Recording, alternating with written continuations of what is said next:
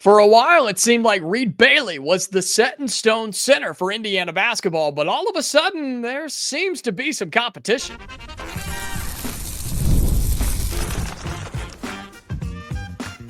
You are Locked On Hoosiers, your daily podcast on the Indiana Hoosiers. Part of the Locked On Podcast Network, your team every day.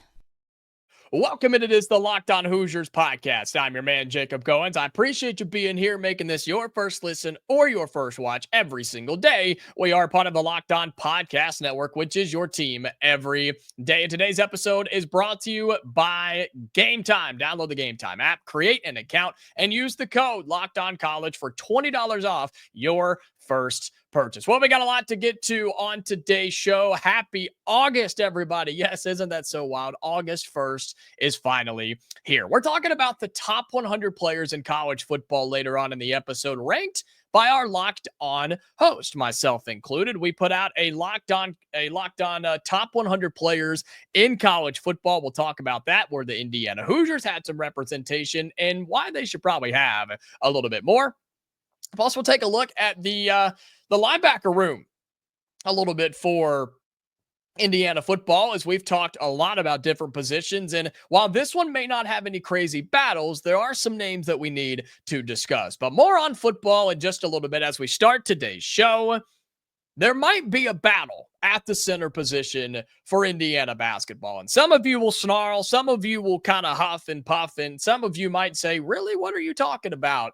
But you start to look at this a little bit differently for Indiana basketball with the fact that you have Reed Bailey, the Davidson transfer. Sam Alexis is in there for Florida. We'll get to him in a moment. And then the addition of Asimovic, right? A guy that has played overseas. He's played at the highest level that he could, and someone that is just uber talented. We talked about him a couple of days ago. Andrej Asimovic, right? The 6'11 center with 4 years of eligibility, who joins this year's current roster. He's not yet with the team, and the timeline on when he will get here is kind of shady for now, but he will be a part of this team eventually. And I do believe, after watching some of the film and reading up on him a little bit and just kind of gaining even more knowledge than when we talked about him originally, I think Asimovic is going to have something to say about who plays significant minutes at the center position. Because before you start cussing me out, and before a lot of you start to get your panties in a wad,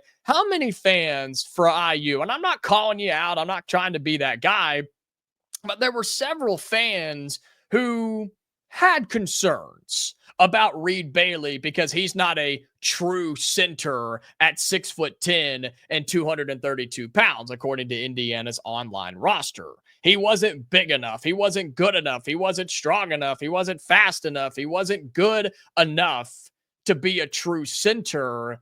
And you were worried, and a lot of fans, and I totally understand where it was coming from, wanted somebody else.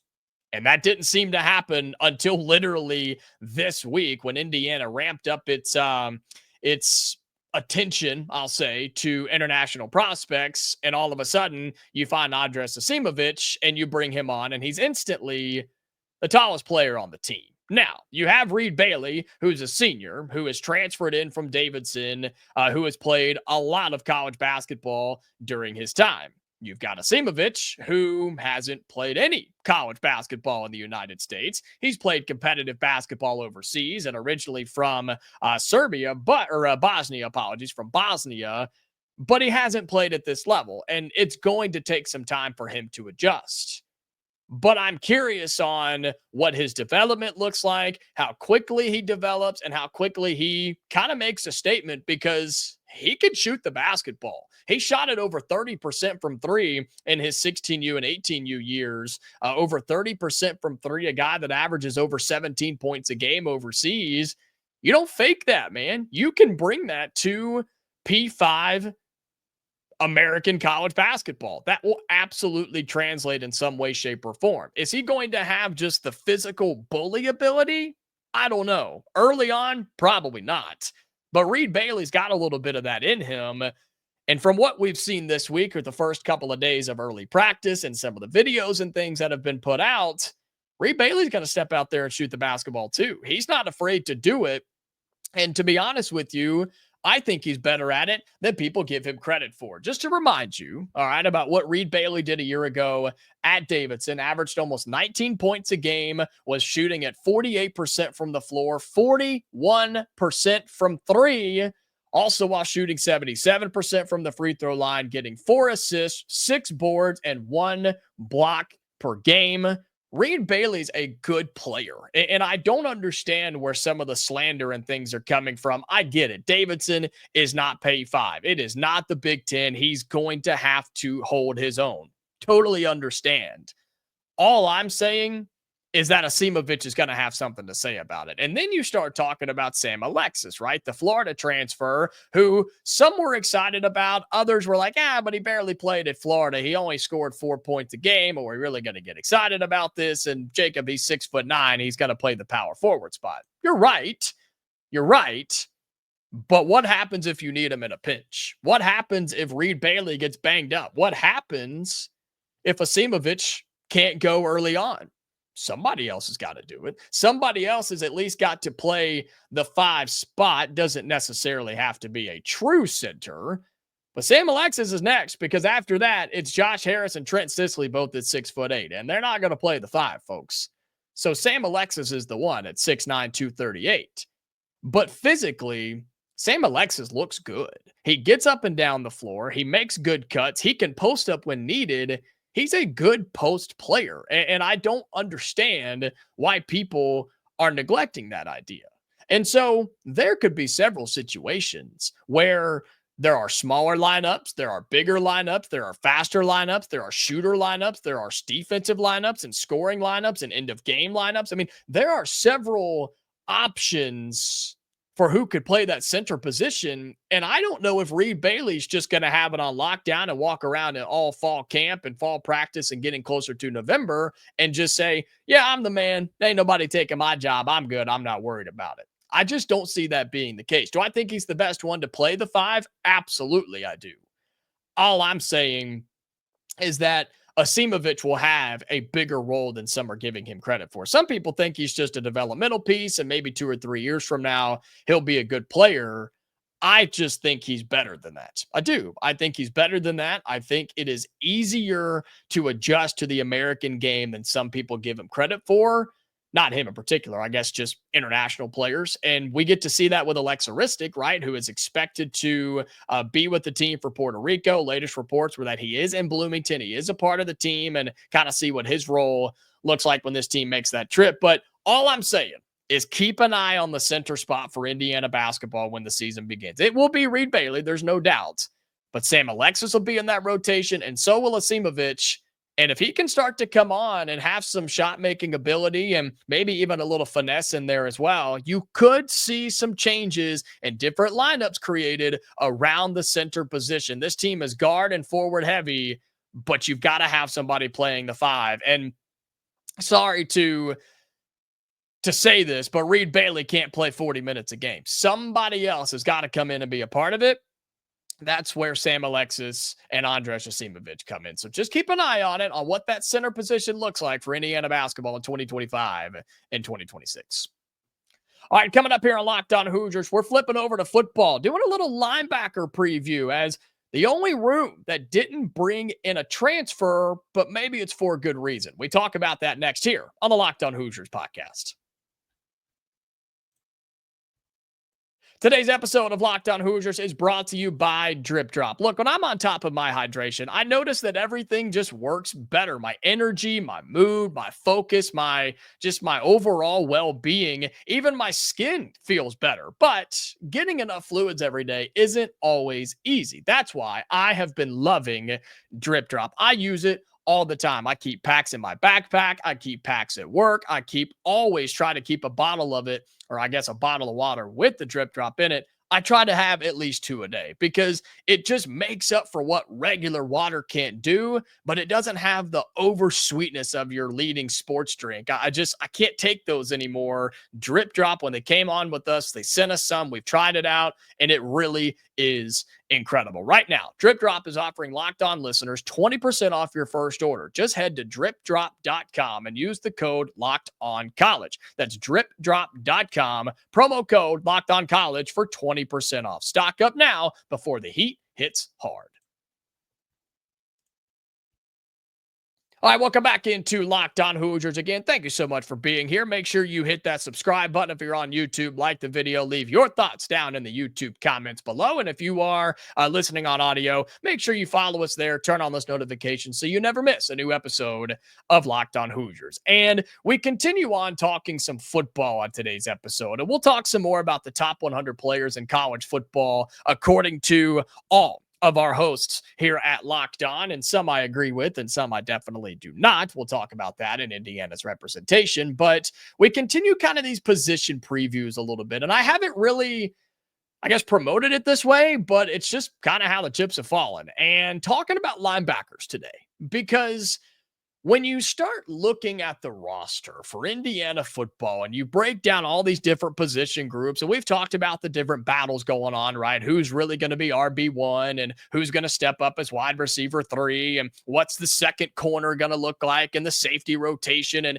is Hosea Wheeler going to step up and be the big man on the defensive line, right? We've talked about all of those. But the linebackers have been fairly quiet now that fall practice has started.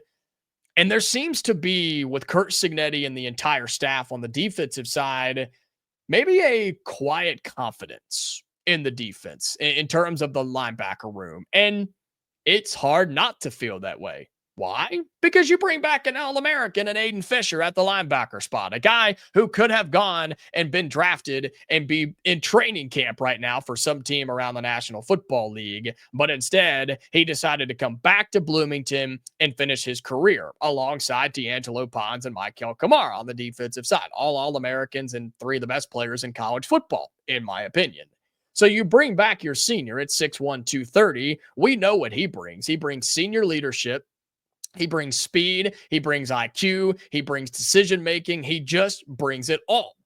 And if you've listened to this show or watched this show for long enough, when we've talked about college football, the linebacker position is my absolute favorite on the defensive side. Why? Because it's the quarterback of the defense. It's the one that always knows what's going on. It's the one that orchestrates everything. They're the ones that make the adjustments. They make the call most of the time, and believe Aiden Fisher was this way last year. Remember that green dot on the back of the helmets that they can now wear because they've got an earpiece that can communicate with the coordinators and the coaches on the sidelines? Yeah, you get one on each side of the football. Typically, it's the quarterback on offense, and a lot of times it's the linebacker on defense. And that's what Aiden Fisher brings to this team. And so it's a sense of confidence, yes, but then the question becomes, okay, who stands next to him? Who's the other one? Who are the others that you feel can step up in place, or I guess step next to what Aiden Fisher is going to bring you? Because last year it was Jalen Walker, somebody who is really talented and someone who is going to be making plays at the next level. And the immediate answer is Elijah Hardy, because somebody as a freshman last year came in and forced several turnovers, heck, returned one of them for a touchdown, and did the same thing, I think, in the spring game too.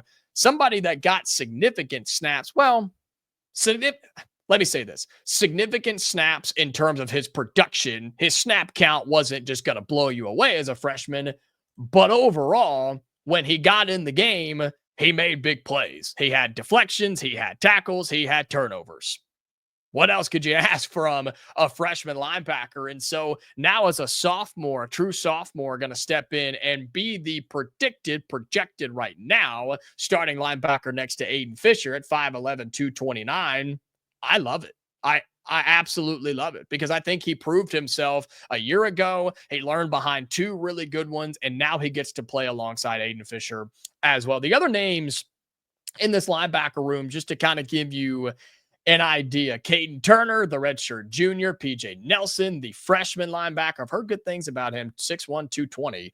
Jeff Utzinger, the redshirt junior at 6'3", 230. Caden McConnell, the redshirt freshman. Amari Kamara, a freshman as well. And Isaiah Jones, Clayton Allen are both in there as well. Overall, you're kind of young-ish in the linebacker room. I mean, yeah, you've got some of those juniors in there who have been a part of the team, but the future of this room is very, very young. And so what I'm really hoping during fall camp, and I would assume in those first 3 games of the season as well, is you get to see some of those guys. Let me see what Amari Kamara can do. Let me see what PJ Nelson can do. I mean, you're talking some good size in there, 6'1", 6'2", 220. I mean, you're talking some dudes that were pretty high ranked recruits coming in that want to play at Indiana. Let these guys go. Let them fly around to the football and just see what happens. And you should have plenty of opportunities to do that in terms of fall camp and then the first 3 games of the season, of course, being Old Dominion, Kennesaw State, and Indiana State. So I just want the linebackers to be on the same page, be able to communicate the defensive changes, and be able to play all around. Can you get side to side? Can you get to the quarterback? Can you block the running hole if they break through the defensive line? Can you drop back in coverage when you need to be and bail somebody out? Can you just be the leader that you're supposed to be?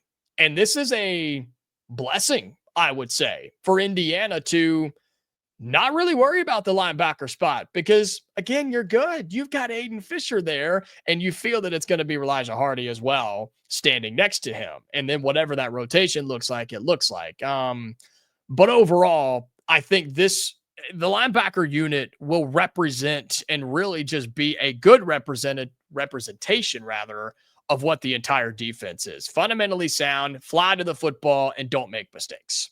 That's what Indiana did a year ago, and I expect them to do that again this year. And whether that's up front in the second level, right, with the linebackers, and then however the heck that secondary all pans out. We've talked about that several times on, again, the guy who's going to stand next to or on the opposite side, rather, of D'Angelo Ponds. What's the safety room look like? The nickel position as well. There's some big names in there, but some guys who I think are going to make some noise in fall camp too.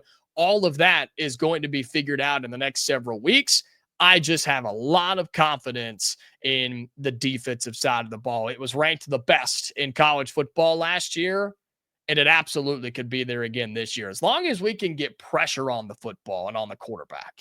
That's my concern, I think, right now, is overall pressure on the quarterback. Because unfortunately, guys like Mikail Kamara and Aiden Fisher, everybody knows who they are. Everybody and their mother knows who those guys are. They know their name, they know their number, and they know their play style. They know where they're coming from, how fast they're coming, and when they're going to do it, right? They just know what their styles are defensively, and they're going to get extra attention. They're going to throw a double at Mikail Kamara. They're going to throw a chip block at a late blitzing Aiden Fisher coming off the edge. They're going to do that or right up the gut. I mean, they are going to find those guys and make their lives miserable at times, especially when you play the big boys like Oregon and Penn State and Illinois and Iowa. Who else steps up there?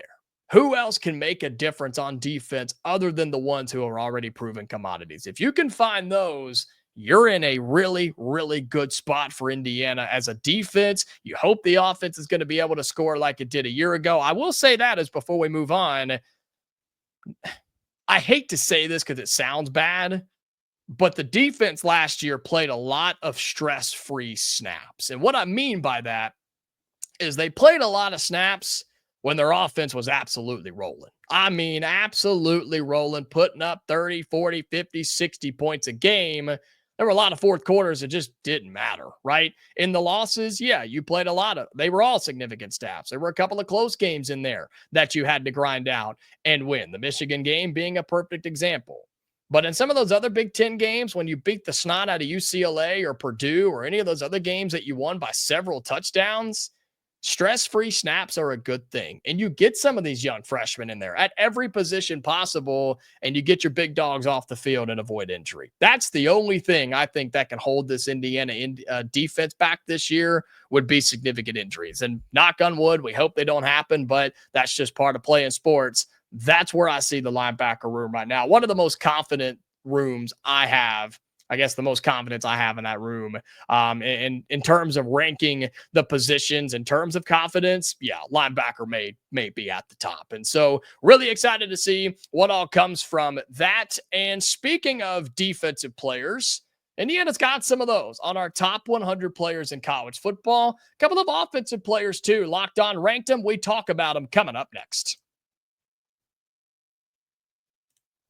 Today's episode of Locked On Hoosiers is brought to you by Game Time. We've all been there, right? Logging on early, waiting forever for those concert tickets to go on sale. I know all you Swifties out there, only to lose your spot for a show that you've been dying to see. Live music should be about making memories, not dealing with the stress of ticket shopping. That's where Game Time comes in.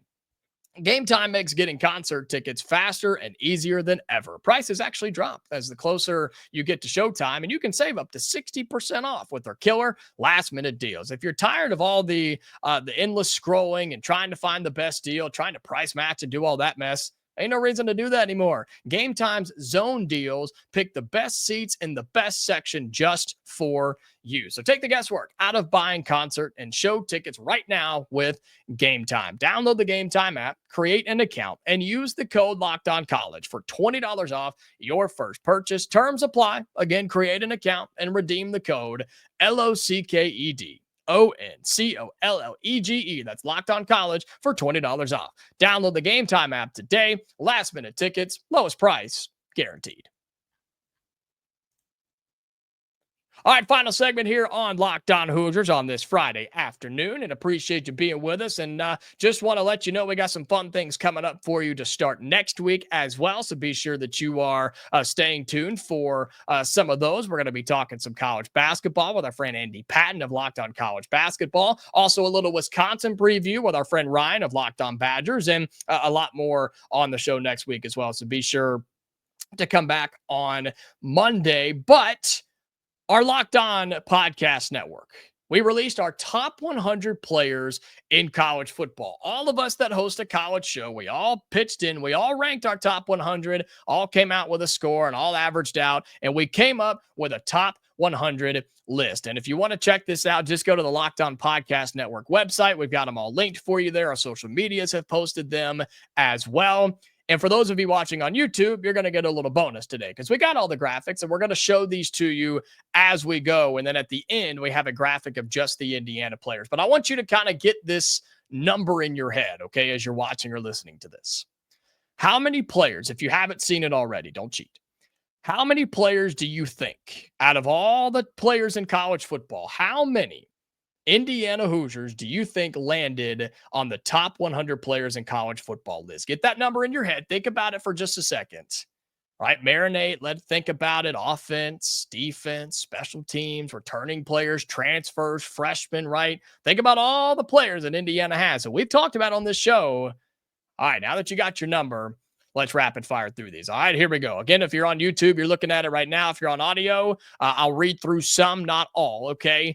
Jeremiah Smith from Ohio State, considered the number one player in college football. Caleb Downs, the safety from Ohio State, is considered the number 2 player in college football. And someone on the Locked On Big Ten squad yesterday, can't remember who it was, they made the notion of no matter which side of the football Ohio State is on, no matter what time of the game it is, Ohio State will have the top player in the country on the field at all times. That's pretty remarkable when you think about it. And look, I think those are two really, really good players.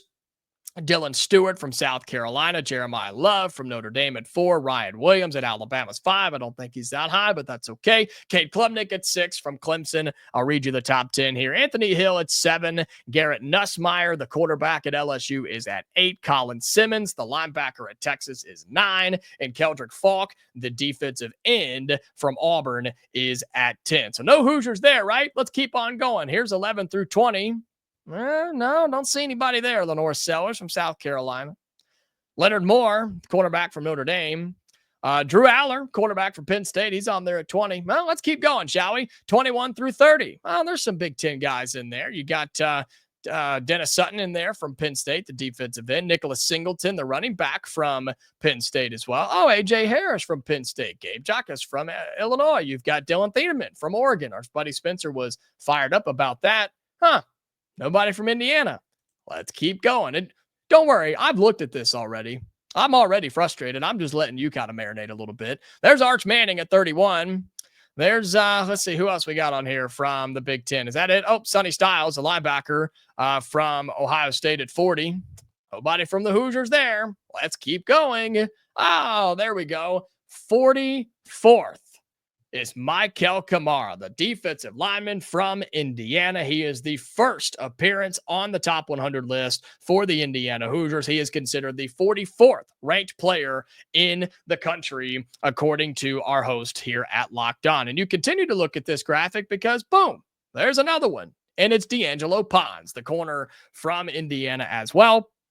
He is considered the 50th best player in the country. So 2 top 50 players, both on the defensive side of the football. And let's keep going because there you go. At 57, your first offensive player from Indiana, and it is Elijah Sarratt, the wide receiver at number 57. I can keep going and showing you some of these as well. Nobody 61 through 70 for the Hoosiers. And then we get here.